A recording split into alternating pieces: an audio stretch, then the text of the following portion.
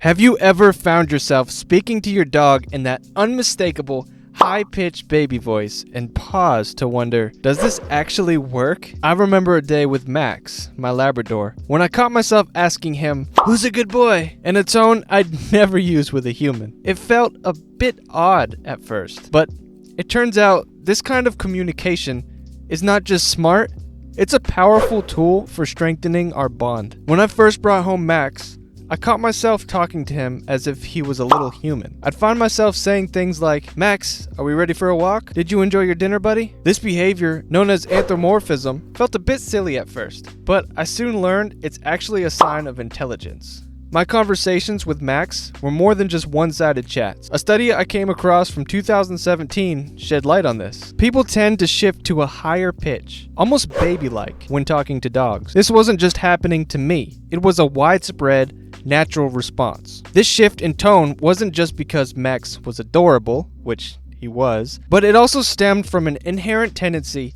to communicate more effectively with him. Dogs, in their attentive and responsive nature, often seem like they're really listening. Max would tilt his head and perk his ears, making me feel heard and understood. I realized that talking to Max in this way wasn't just a quirk. It was part of our bonding process, a way to bridge the communication gap between species. So it turns out those conversations with Max, silly as they seemed, were a natural and intelligent way to strengthen our connection. When I first started talking to Max, I noticed his head tilts and perked ears every time I spoke. Initially, I thought it was just a charming quirk, but I learned that it was much more than that. These gestures were Max's way of trying to understand me, an effort that went beyond mere cuteness. I stumbled upon a 2018 study from Emory University, which suggested that dogs respond to human speech mostly in hopes of pleasing us or an anticipation of food. And this made a lot of sense, especially when I noticed Max's reactions were strongest when I talked about walks or treats. Further insights came from a University of York study. It showed that dogs respond better to dog-directed speech,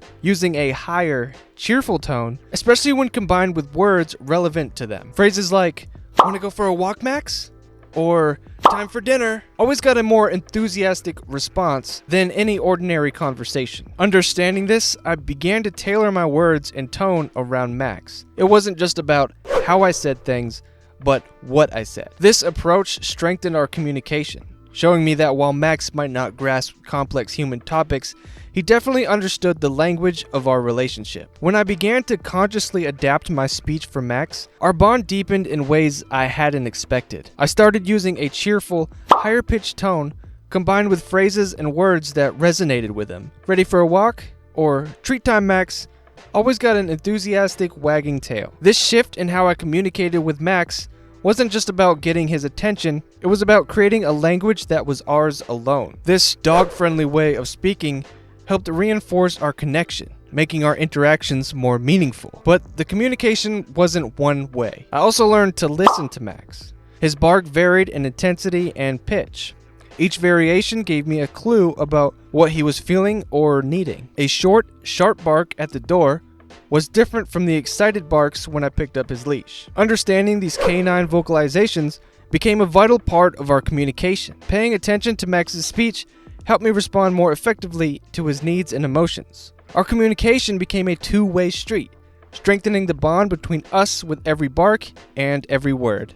Learning to understand Max's vocalizations and body language became a crucial part of our relationship. Each bark, whine, or growl had its own meaning, and I began to see the pattern. A low-pitched, drawn-out bark usually meant Max sensed something amiss, while rapid, high-pitched barks were his way of showing excitement or inviting me to play. Alongside his vocal expressions, Max's body language was equally telling. A wagging tail and relaxed stance meant all was well, but a rigid body and flattened ears were clear signs of discomfort or fear. Paying attention to these nonverbal cues helped me understand his needs and emotions on a deeper level. I realized that communication with Max wasn't one size fits all. He had his unique ways of expressing himself, combining barks and body language. Adapting to his style made our interactions more effective. I knew when he was playful, scared, or just seeking attention. Consistency in how I responded to Max's cues was the key. Whether it was with a reassuring tone,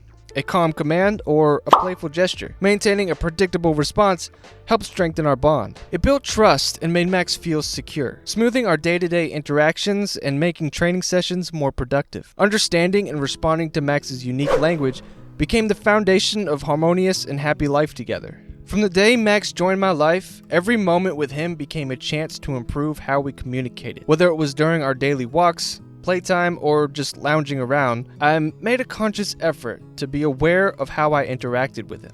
I noted what made him perk up, what calmed him down, and what seemed to confuse or scare him. This awareness allowed me to tailor my approach to his needs and moods, turning ordinary moments into meaningful bonding experiences. Training Max became more than just teaching commands.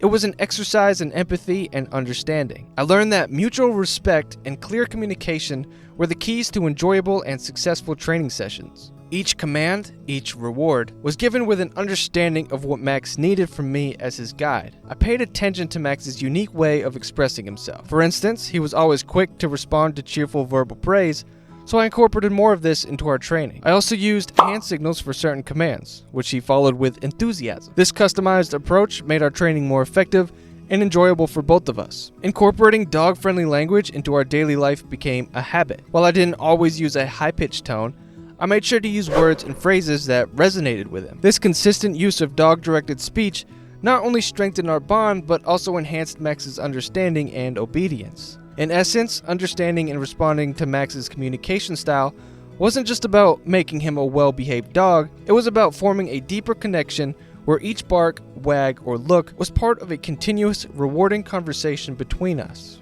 When Max started showing signs of behavioral issues like excessive barking and leash pulling, I realized it was time to take a look deeper. I understood that these weren't just bad behaviors, but ways he was trying to communicate. His barking wasn't just noise. It could be anxiety or a plea for attention. I had to step into his paws, so to speak, and view the world from his perspective. This realization led me to reassess how I communicated with Max. Was I consistent with my commands and body language? Did Max clearly understand what I expected of him? I began to refine our dialogue, focusing on clarity and consistency. Surprisingly, these adjustments in our communication often proved more effective than traditional training methods. As Max grew and our relationship matured, I noticed our communication methods naturally evolved. I stayed open to this continuous learning process, recognizing changes in his behavior and adjusting my approach accordingly. Our bond strengthened as we both adapted to these shifts. The joy of our relationship blossomed from this mutual understanding. Each successful training session, each peaceful walk, became a celebration of our connection. These moments underscored the unspoken, profound bond we shared.